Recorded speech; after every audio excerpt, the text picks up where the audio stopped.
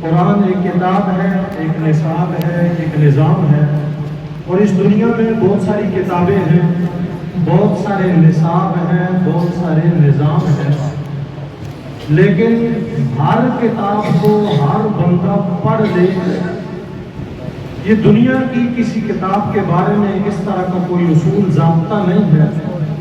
آپ کو کسی بڑے نظام، نصاب اور کتاب کو پڑھنا ہے تو آپ کی حیثیت بھی اتنی ہونی چاہیے، آپ کے پاس پیسہ بھی اتنا ہونا چاہیے، آپ کی سفارش بھی اتنی بڑی ہونی چاہیے۔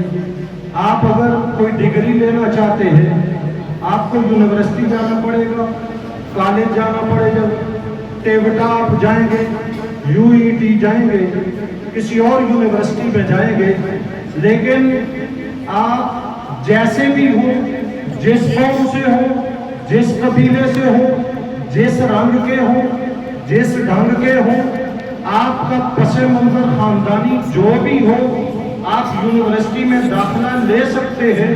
تو مجھے جواب یہ آتا ہے، ہر بندہ ہر کالج میں نہیں پڑھ سکتا، ہر بندہ ہر یونیورسٹی میں نہیں پڑھ سکتا، ہر نصاب نہیں پڑھ سکتا، ہر کتاب نہیں پڑھ سکتا، ہر تعلیمی نظام سے وابستہ نہیں ہو سکتا۔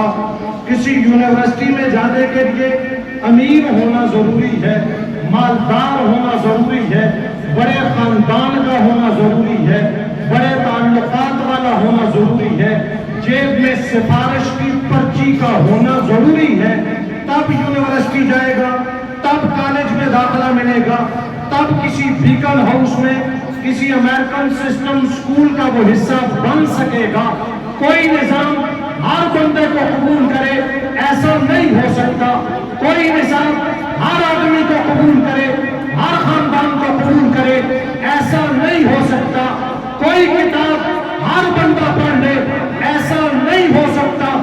اس کے لیے شکل و صورت چاہیے، اس کے لیے آپ کو مالداری چاہیے، اس کے لیے آپ کو سفارش چاہیے۔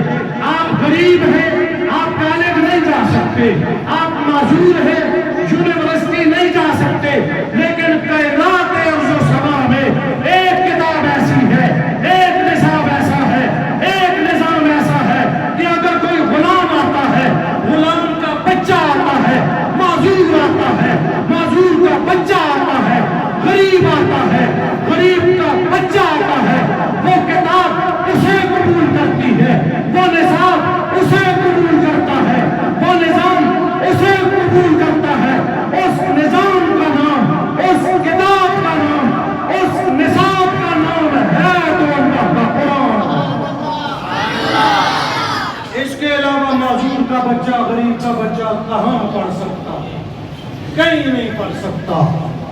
اگر کوئی کتاب پڑھ سکتا ہے تو اللہ کی کتاب پڑھ سکتا ہے، کوئی نصاب پڑھ سکتا ہے تو میرے مصطفیٰ کا لایا ہوا نصاب پڑھ سکتا ہے۔ یہ اتنی آسان کر دی گئی ہے ہر قوم کے لیے، ہر برادری کے لیے، ہر فرد کے لیے۔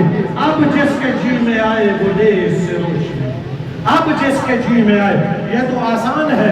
اگر ہم اس کے قریب نہیں جائیں گے تو ہمارے پاس عذر کوئی نہیں ہے، پھر ہماری کوئی مجبوری تسلیم نہیں کی جائے گی۔ اس لیے آئیے ان مدارس کی طرف، آئیے ان مکاتب کی طرف، آئیے ان مساجد کی طرف، ان درسگاہوں کی طرف آئیے۔